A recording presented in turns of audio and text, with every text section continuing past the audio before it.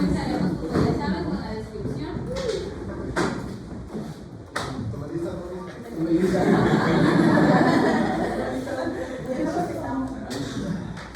La osteomielitis se refiere a la destrucción focal del hueso debido a una infección por vía hematógena, siendo el Staphylococcus aureus el agente infeccioso más frecuente. En pacientes pediátricos, la lesión osteolítica se va a presentar frecuentemente en la metáfisis, que es la unión entre la epífisis y la que es de los huesos largos por su rico aporte sanguíneo. Ahora, no, ahí, ¿qué está mal de ese primer argumento? No sé que hay más vías. Sí, Pero la que mencionaba yo creo era esa. No, pero, o sea, se entiende que si tú estás diciendo es la vía en la que no es más frecuentemente. Pero esto es Sí, está bien, perdón, no le di. Es que como tengo aquí, entonces es la más frecuente. La más común. Bueno, en la epidemiología tenemos que es una infección de los huesos que se puede presentar a cualquier edad, pero la frecuencia más que nada es según el rubro poblacional y también varía según los factores de riesgo. Tenemos que en la incidencia se presenta de 2 a 5 casos entre 10.000 personas al año. Tenemos que es mucho más frecuente en hombres que a comparación que en mujeres. Este se puede presentar tanto en niños como en adultos. Okay. Tenemos un apartado que es por grupos de edad, vamos a decirlo así. Tenemos que en los años, como ya mencionó mi compañera, es más común en la osteomielitis hematógena aguda, afecta pues principalmente la metáfisis de los huesos largos. Un ejemplo de ellos donde se presenta más comúnmente es en el fémur, la tibia y el húmero. En niños en adultos tenemos que es más común en infecciones contiguas o traumáticas asociadas a cirugía donde se presenta alguna fractura abierta o tiene alguna prótesis en el paciente. Okay. En los factores de riesgo tenemos que principalmente es el diabetes mellitus, es especialmente por el pie diabético, también en enfermedades vasculares periféricas, traumatismo o fracturas abiertas, como ya se había mencionado anteriormente, cirugías ortopédicas y uso de prótesis articulares, e inmunosupresión o uso de drogas intravenosa. En el microorganismo más frecuente tenemos que es el Staphylococcus aureus. Esta es la principal causa de los casos. Tenemos que la localización más frecuente, como ya se había mencionado en niños, es en el fémur, la tibia y el húmero. Y en adultos viene siendo las vértebras y también huesos del pie, especialmente en diabéticos.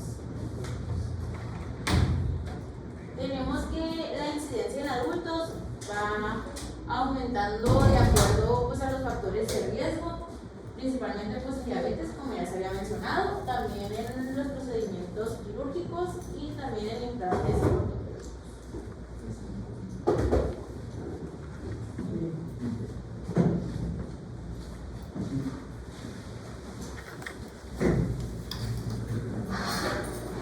No, pues con las chavales, la fisio. Está bastante expresa esta, la neta, es muy cortita. Pero pues empezando pues, con todo, un poquito de recapitulación. ¿Qué es? Pues es una infección de huesos, ¿no? La osteomielitis. Y también de la médula ósea, obviamente, causada principalmente por bacterias, siendo como se mencionó previamente, la bacteria causal más común, la Staph aureus. Está una explicación bastante didáctica, hueso infectado. Pues yéndonos por pasos, ¿no? Primer paso, ¿cómo es que termina causando, cómo es que entra la patología? Pues primero necesita una entrada del microorganismo, ¿no? Aquí está aureus entrando. Las bacterias pueden llegar al hueso por tres mecanismos principales. Se mencionó ahorita las tres, pero como unos ejemplos un poquito más acá, la vía hematógena, la extensión directa y la inoculación directa. La hematógena, pues ya saben, las bacterias viajan por la sangre desde otro foco de infección, siendo esta más común en niños, como se ha mencionado también al inicio. La extensión directa, pues son infecciones cercanas en otro tejido, y la inoculación directa, traumatismos, prótesis, procedimientos quirúrgicos. Estas dos son más comunes en adultos y esta pues en niños. Ahora, inflamación. El siguiente paso sería la colonización bacteriana del hueso. Una vez que las bacterias llegan al hueso, pues se van a adherir al tejido óseo, la médula ósea, pues se van a multiplicar rápidamente y van a activar el sistema inmunológico. Ya saben lo que pasa con cualquier enfermedad y de infección. Y por ende, como va a haber un tipo de reacción, inflamación, pues va a haber obviamente inflamación local, reclutamiento de neutrófilos y liberación de citocinas inflamatorias. Como esto se va a terminar formando un exudado inflamatorio, la respuesta inflamatoria pues va a producir acumulación de pus y edema dentro del hueso. Y aquí es donde termina entrando el problema de los osteomielitis a comparación de otros tipos de problemas de inflamación. Se me hace que junto con la meningitis, es como uno de los problemas de inflamación más como graves que podamos tener en nuestro cuerpo. ¿Por qué? Porque pues a diferencia, pues bueno, primero, cuando terminamos teniendo una infección o un golpe de traumatismo, cualquier cosa, un proceso, una reacción inflamatoria en nuestro cuerpo, ¿qué es lo que pasa con el tejido que se termina inflamando? Pues estira un poquito, no se hincha, vemos que se hace una bolita. O si se puso dentro de un órgano, dentro de nuestras cavidades, pues también termina aumentando su tamaño. ¿Por qué? Pues porque sus tejidos permiten ese incremento de tamaño porque tienen elasticidad. ¿Qué es lo que los huesos no tienen? Elasticidad. Así que, ¿a qué me refiero con esto? Pues digamos que agarramos un globo, no lo inflamos, pues se va a terminar estirando y sí la presión interna pues va a aumentar, pero no es tanto, porque pues el globo va a crecer junto con el volumen que hay dentro del globo. Pero si han llenado un tanque de gas, ya saben que cuando lo terminan llenando, debido a que es metal, pues esa cosa no se termina moviendo, pues va a quedarse del mismo tamaño. Pero ¿qué es lo que va a pasar con la presión interna? Va a aumentar exponencialmente a comparación de globo, o en este caso pues el órgano. Y en huesos de esa manera. ¿Qué es lo que va a pasar dentro del hueso? Pues como acabo de decir, la presión intranuclear va a aumentar muchísimo. El problema con esto es que ¿qué es lo que tenemos dentro del hueso? Pues varias cosas, pero entre ellas las más principales son los vasos sanguíneos. ¿Qué es lo que va a pasar con esto? Cuando la presión intranuclear aumenta, pues van a comprimir los vasos sanguíneos. ¿Y qué es lo que nos va a llevar a esto? Me está arruinando el flow.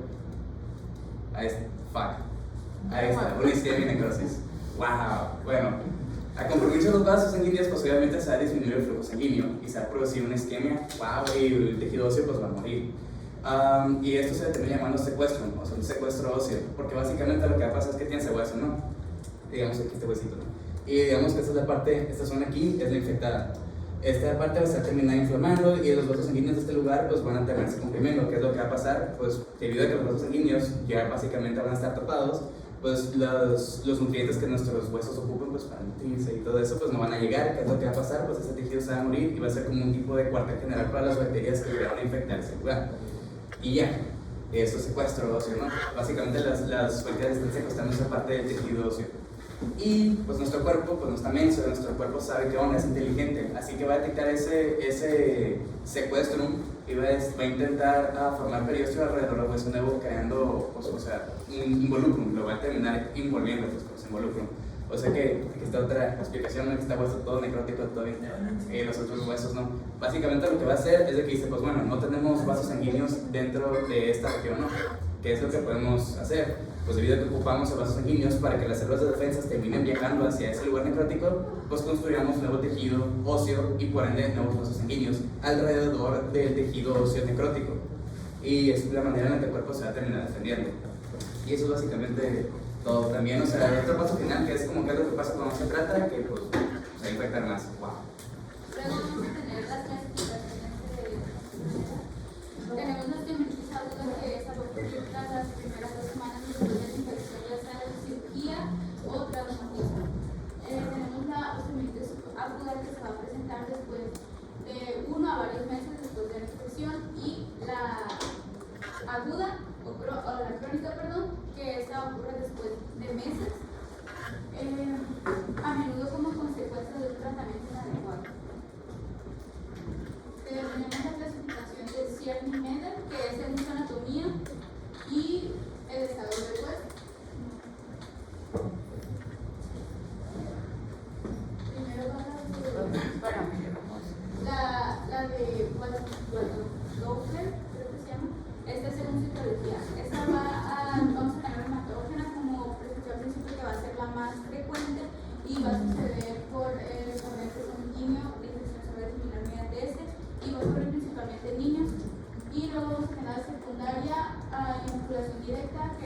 va a ser transfiguras o cirugías o traumatismos. Y la asociada a insuficiencia vascular o neuropatías, que va a darse más frecuente en personas con diabetes o con enfermedades vasculares. Y según la clasificación de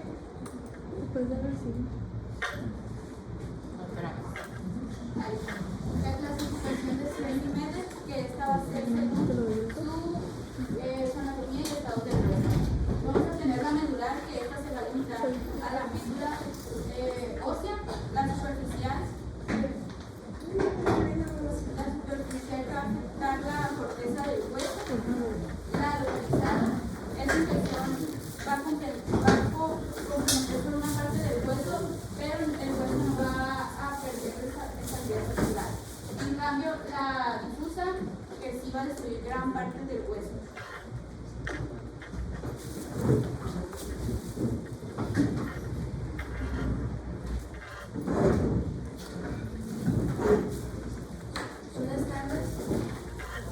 Ahora vamos a pasar con el cuadro clínico de esta patología.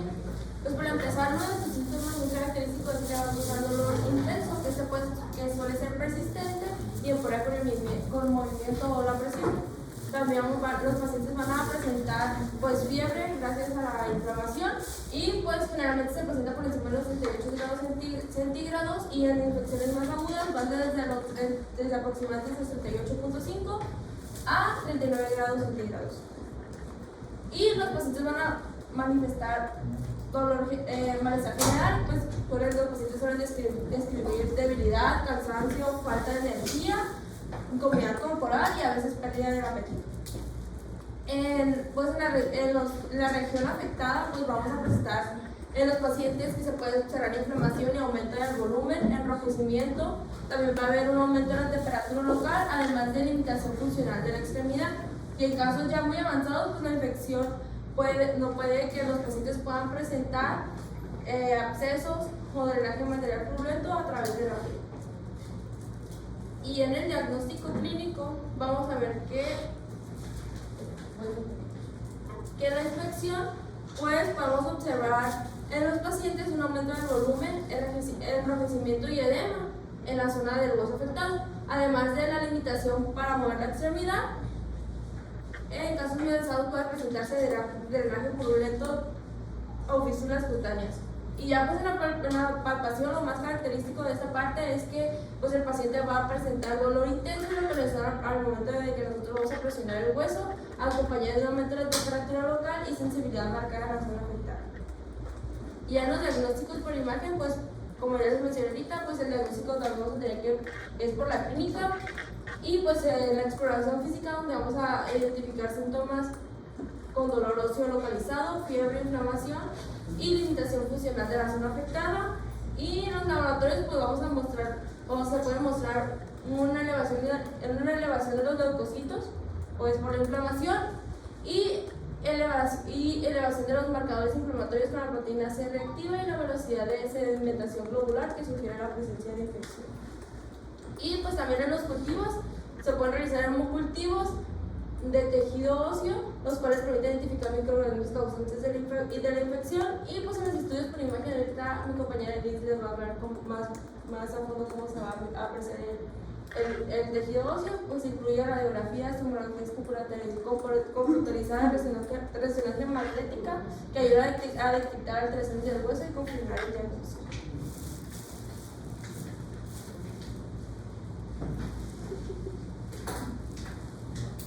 Bueno, ahora vamos a pasar a los hallazgos. Es muy importante saber que pues, obviamente pues aquí lo que nos va a importar ver y conocer más, pues va a ser un poquito más de radiología, porque es lo que vamos a tener más acercamiento a ser médicos generales. Pero en este caso también se van a hacer muy importantes estos otros estudios, como lo son la tomografía computada, la resonancia magnética y la gamografía ósea, que es medicina nuclear. En este caso, la resonancia magnética y la gamografía van a ser como los más destacados, según lo que logré entender, como que los que te van a dar un diagnóstico más certero. Porque ahorita que pasemos a ver, va a haber, por ejemplo, osteomielitis, que pues va a ser aguda, que no se va a lograr ver en todas las radiografías. Normalmente la que sí se va a poder apreciar o observar de mejor manera va a ser la crónica. Pero sí se ve, pues, o sea, ahorita les voy a presentar unas imágenes, ahí encontré unas cosas. No cambio. Bueno, eso es un poquito de lo que les hablo ahorita a mi compañero Santiago de la fisiopatología. Pero me gustaría que como que lo acomodáramos porque yo batallé mucho en entender los términos que vamos a utilizar ahorita al momento de explicar las imágenes. Es muy importante entender que pues el secuestro, si se recuerdan lo que mencionó mi compañero ahorita, de cómo se va a dar, que la necrosis de hueso, que adentro, que ajá. Luego vamos a tener algo que se va a llamar el involucro, que es lo que lo va a rodear. Yo también había encontrado, bueno, más que nada, que el involucro muchas veces también se le menciona en algunas radiografías, aunque no es lo mismo, pero es parecido como esclerosis ósea, que es como que el hueso pues se engrosa, o sea, que está esclerótico. Sí, no se usa igual porque... Es diferente, pero es parecido. Es un tipo de esclerosis, pero cuando decimos involucro, se utiliza exclusivamente para los datos de los casos de osteomelitis. La esclerosis ósea, si se acuerdan que lo vemos, alguna vez lo comentamos. No sé si alguna vez lo comentamos. Creo que no. Siento que sí lo mencionamos, ¿no? Pero es únicamente cuando hay una parte del hueso que de manera fisiológica presenta un aumento en la matriz ósea, o sea que se ve más blanco el hueso por radiografía. Por ejemplo, en unas rodillas, cuando ya el fémur está rozando y golpeando casi de manera directa con el hueso, esa agresión que tiene ambos, tanto el fémur como la tibia, esa agresión va a fomentar que los osteoblastos generen más matriz ósea y se haga el hueso un poco más fuerte. Esa es la esclerosis ósea. Como lo que le pasa a los nudillos a los boxeadores. Pues yo quiero pensar que sí, pero la esclerosis, nunca he visto unas radiografías de un boxeador de las manos, pero es más focal. Yo pienso que a los boxeadores, como por ejemplo a Alfredo Adame, toda la manera de esclerosis fuerte, pero la esclerosis es más focal. O sea, más como si dijéramos exactamente el huesito que está los primeros 2 milímetros a la distancia del sitio de agresión, se hace más fuerte. Por ejemplo, un quiste óseo, alrededor vamos a tener blanquito, opaco, escleroso, ¿sale? Lo que vemos en realidad es, yo pienso que más bien en los boxeadores o deportistas utilicen mucho o sufran muchas fuerzas de compresión y de tensión en los huesos. Es de todo, es que es más difuso, más generalizado. Pero habría que ver, no sé si es en realidad lo mismo.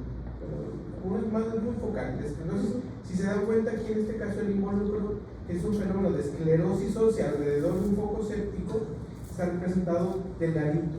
Entonces, lo que tú mencionas ya sería como si todo el hueso se hiciera más fuerte. ¿Vale? Y bueno, también lo que vamos a presentar es que va a ser, bueno, es lo que vamos a pasar, que es la cloaca, que va a ser una apertura del involucro. Y yo tenía mucha duda cuando lo miraba, porque decía, pues la cloaca se me figura la fístula, o sea, no sé, como que mi cabeza decía, lo mismo, pero no, la fístula va a ser, o sea, si es la abertura, es una cloaca, es la continuación de la cloaca hasta la superficie.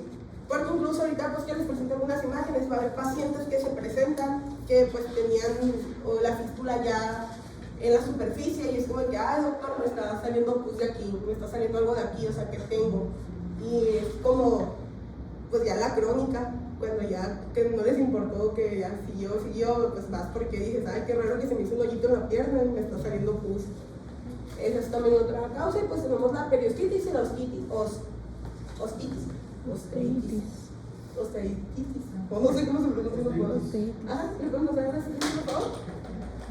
Bueno, esta es una tablita que les hice, pero la vamos a entender ahorita ya que pasamos con las imágenes. La puse porque lo puedo organizar, pero van a ser como las cosas más comunes que vamos a encontrar en una osteomelitis aguda en rayos X y lo más común que vamos a encontrar en una osteomelitis crónica en rayos X. No sé si esté correcta, le hice en base a lo que fui leyendo y recopilando y entendiendo. Está mal. Que no tiene idea de ni es que lo que pasa es que en el libro venía muy poquito, mucho de lo que les estoy poniendo fue de lo que vi en Radio Paedia, lo que vi en videos de YouTube, lo que leí en otro libro, entonces pues no se ve muy bien. ¿Se ve bien? Bueno, pues vamos a tener la lesión, es que lo digo muy real, aquí estamos. Tenemos una lesión osteolítica, que es una lesión descripción, porque les digo, batallé mucho para poder comprender los términos porque todas las palabras se me hacían muy iguales. Tenemos que va a ser la interrupción de la cortical. Se va a observar como una zona radiolúcida o más oscura dentro del hueso, debido a la pérdida de la densidad ósea. Porque con imágenes van a decir, es eso, porque yo hacía pérdida. ¿Qué dijiste? La lesión osteolítica. La destrucción cortical, lo puse, si ves una línea blanca del hueso rota o irregular, es destrucción cortical. La reacción perióstica es si ves líneas fuera del hueso, o sea que se ven como más engrosadas, que son las que le mencioné que le pregunté si se podían ver en forma de cebolla, también se mencionaba eso. Sí, sí. Y pues se le deben partes blandas, creo que eso pues es más común, más entendible.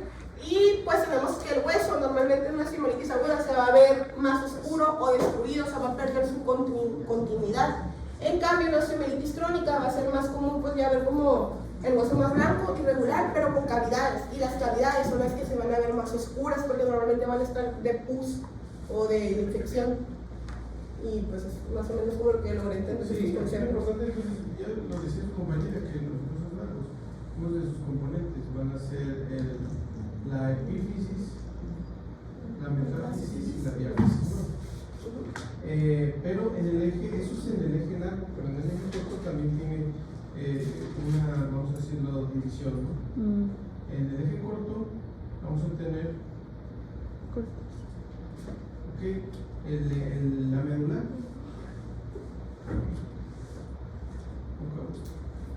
la medular, que sería esta parte, donde tenemos la médula ósea propiamente, el endostio, la cortical y el periósteo, ¿sale? Entonces cuando hay alteraciones del periósteo va a ser una reacción perióstica. ¿Cómo lo vemos aquí en el eje largo? Tal vez no le han puesto mucha atención, lo han visto pero no lo han analizado. De aquí a aquí, ¿qué va a ser? Pues aquí está, esto sería el endostio, la medular, la cortical es esta, es esta. Entonces una lesión cortical, por ahí pusiste, una lesión cortical es una lesión lítica en esta zona, ¿sale? Nada más eso. Entonces hay que aprendernos bien estas partes de los huesos para ubicar dónde va a estar la lesión. No, yo creo que sí, eso son cosas que iba a traer. Y obviamente que muchas veces el proceso inflamatorio puede venir con un componente de partes blandas visible, incluso por radiografía, por cambios en la densidad. Es como si yo medio veo el músculo que sería densidad densidad de agua, a veces hay lugares donde se alcanza a ver que hay una edema de tejidos blandos. Que sería esto. Y es muy parecido a la lesión lítica, lo que viene hasta abajo. El hueso más oscuro destruido sería eso, la lesión lítica, y un hueso más blanco es cuando a veces tenemos, sin la cortical decíamos, que tenemos una lesión lítica, con el paso del tiempo, la manera de responder el hueso a la lesión, obviamente les había dicho yo, es formar una especie de callo óseo, por así decirlo, alrededor, ¿no? Esa es la esclerosis ósea, ¿sale? En el caso de un foco séptico, aquí ya le vamos a llamar involucro, ¿no?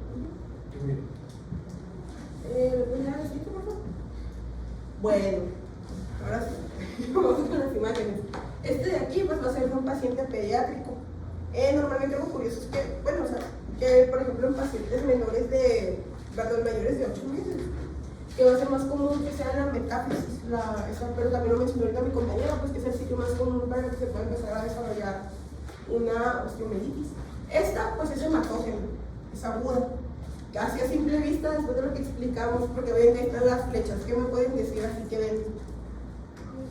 Aunque ya sé que a lo mejor no se puede volver porque hay mucha luz aquí, pero si ven aquí, o sea, hay una pérdida de continuidad, esa es una destrucción cortical. Sí, cuando decimos pérdida de continuidad, podemos confundirnos y pensar en qué inmediatamente. Fractura. Entonces, Pues sí, vemos, más que todo aquí, por el tipo de lesión sería más bien una lesión lítica. Ajá. ¿Y cómo está esa lesión lítica? ¿Qué está afectando de los componentes que vimos aquí? Así es una lesión ciática. Está afectando la Metástasis. La metáfisis, ¿qué más? La cortical. Si hablamos del eje largo, la metáfisis, y si hablamos del eje corto, está el periósteo, la cortical y se extiende hasta la medular, ¿no? Sí, de hecho, eso mencionaba, es una región, o sea, es una radiolúcida en la medular que se extiende hasta, o sea, se está extendiendo, pues, así como lo mencionó el doctor, pues, que empieza de afuera del hueso, para ver, o sea, llega a afectar hasta el área medular. Y, por ejemplo, en este de aquí sí se pueden notar más las diferencias. Por ejemplo, tenemos las dos sillas. Ya ven que esta se ve muy bonita, muy blanca, muy completa.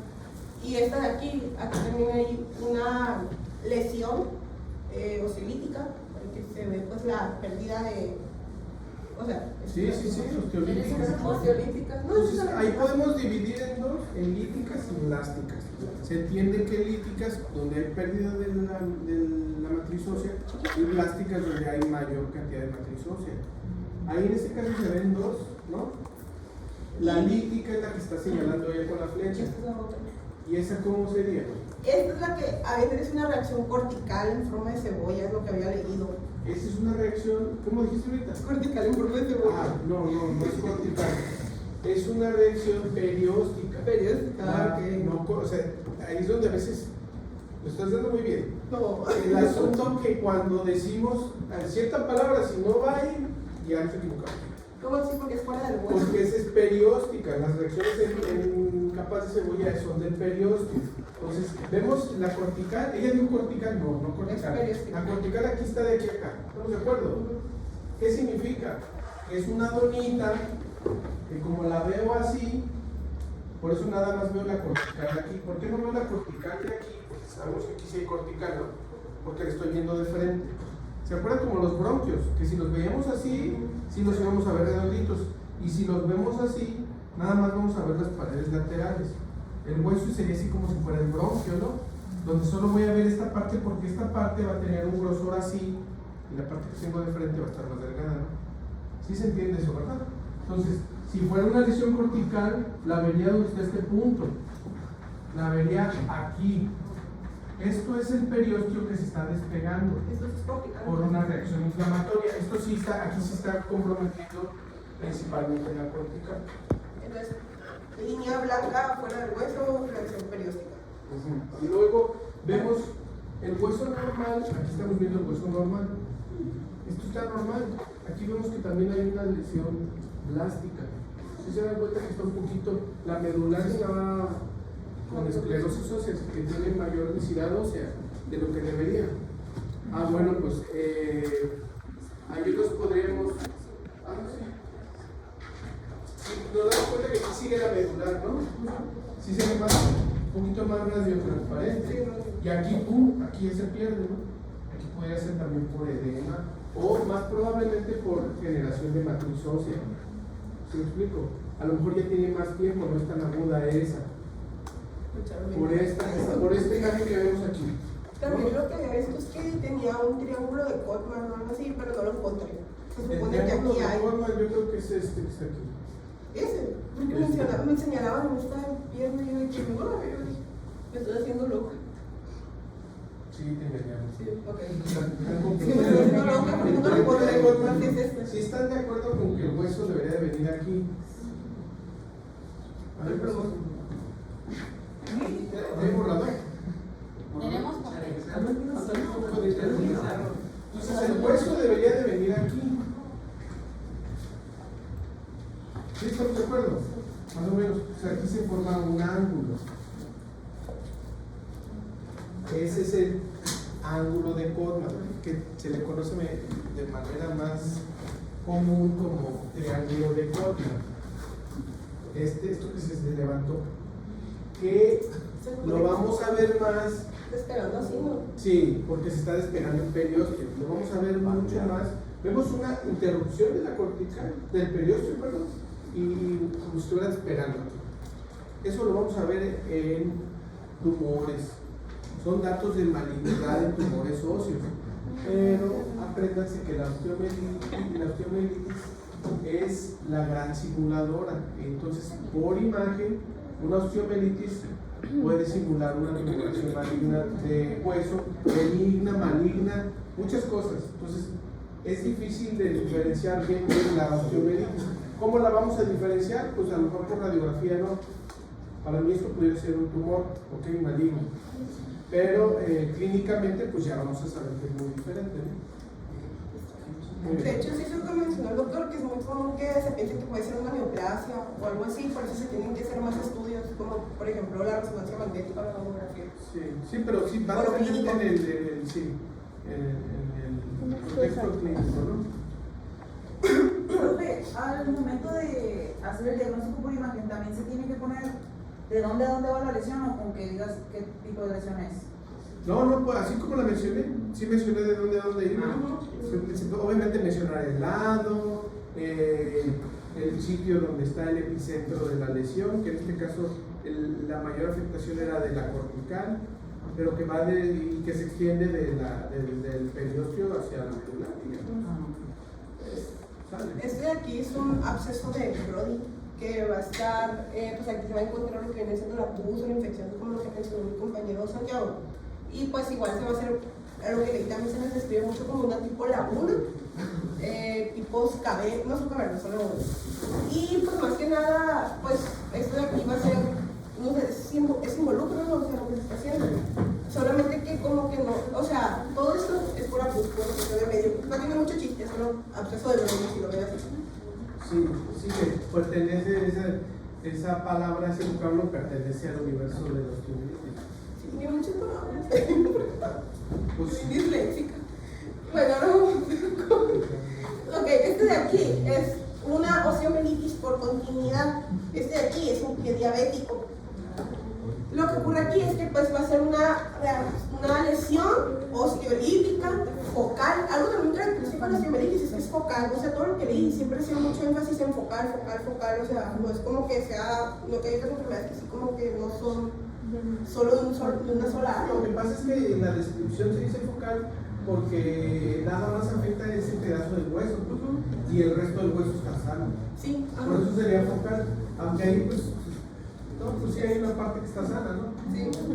Miren, no sé si pueden ver aquí, que se ve, pues ahí lo dice, en la mitad distal de la falange proximal del cuarto dedo, y pues se ve incluso, se supone que no, la verdad no lo encontré mucho, pero se ven los tejidos inflamados, y como podemos ver aquí está o sea, ya vieron, no hay, o sea, no se ve el hueso, o sea, no hay nada.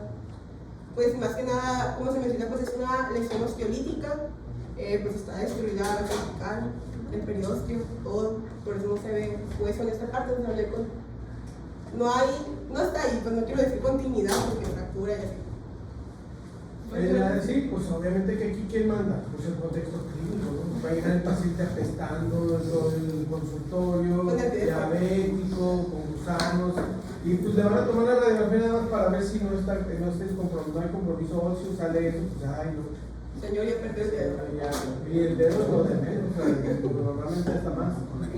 Ya debe tener negro ese dedo, no hay tanta complicación aquí con estos diagnósticos. De hecho, me puse a buscar a ver si no venía la foto del pie, pues, pero no lo encontré.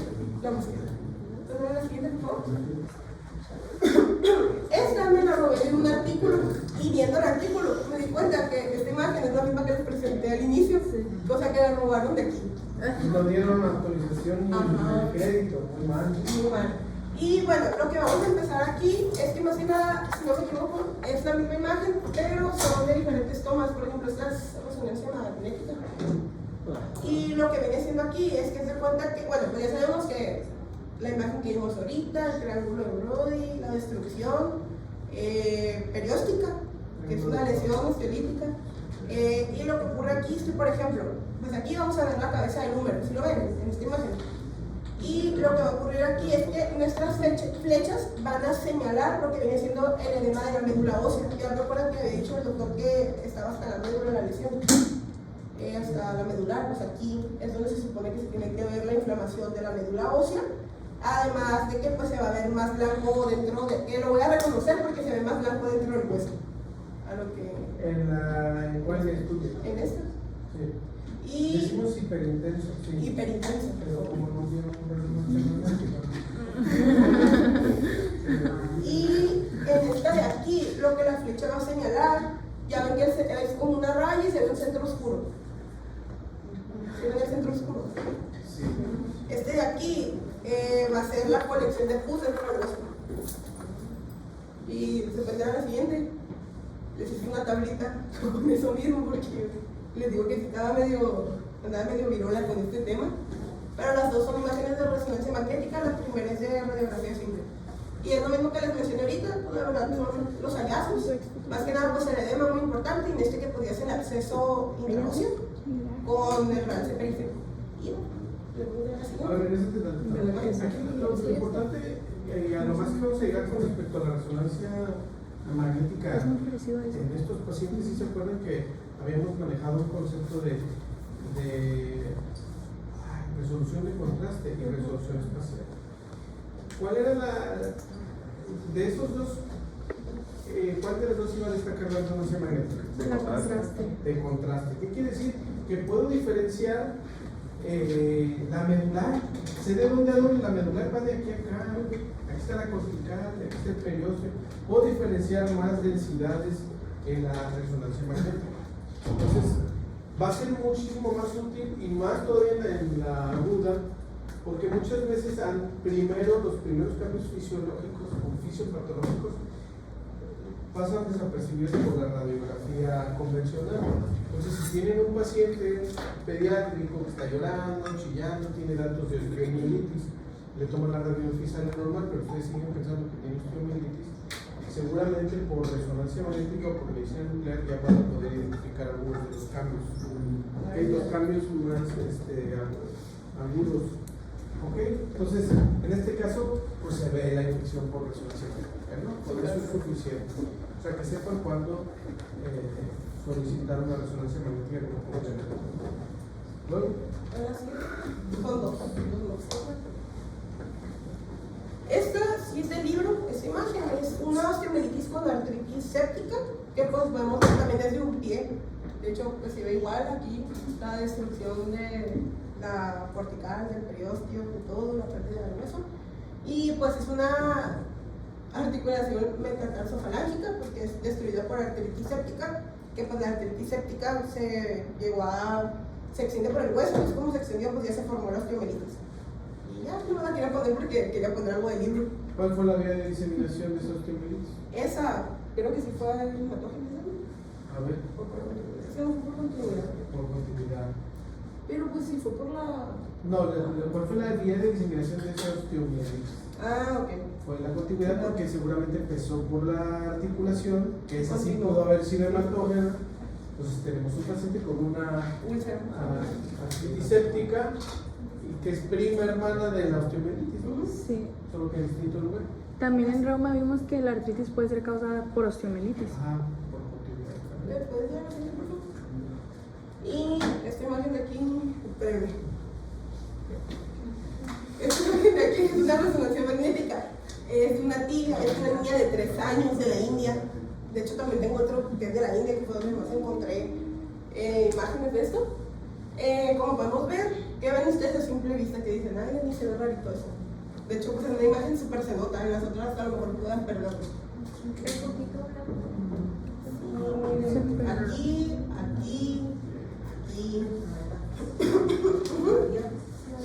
Más que nada, aquí lo que vamos a encontrar es que en la diáfisis tibial, medial, derecha, se va a mostrar una señal de edema intramedular, para empezar, y pues va a estar asociado al engrosamiento cortical y también pues si no me equivoco, pues el periósteo, va a ser engrosamiento de ambos. Cortical, ¿no? De la cortical. El edema del periósteo. Va a ser un engrosamiento cortical, el edema del periósteo, y algo muy curioso que también era lo que había leído es que va a tener una cloaca.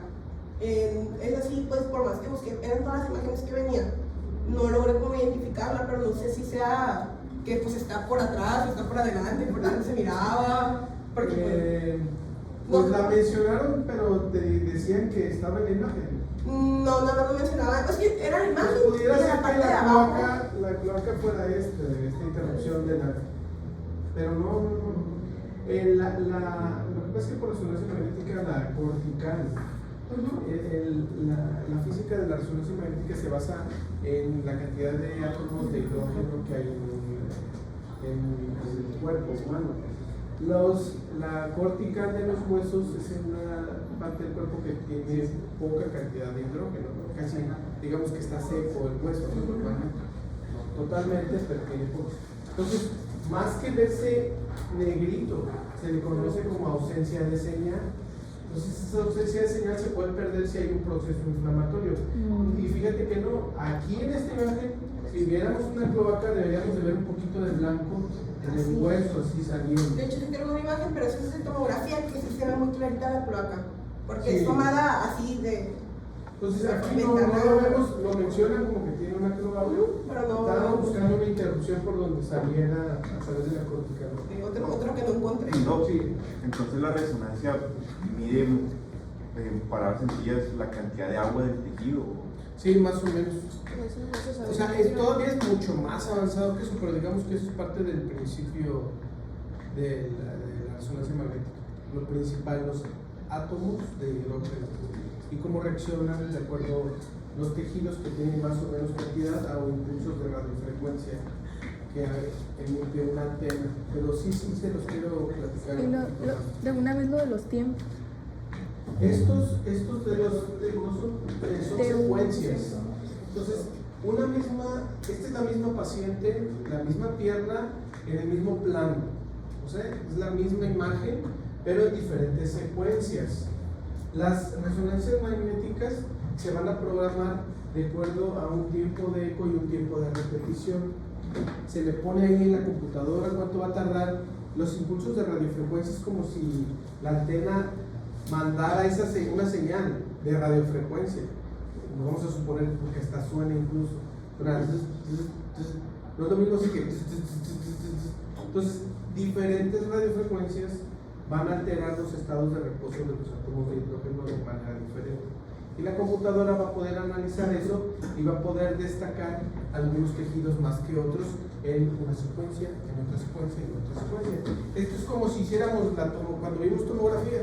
Metemos al paciente, sacamos al paciente y obtenemos esta imagen.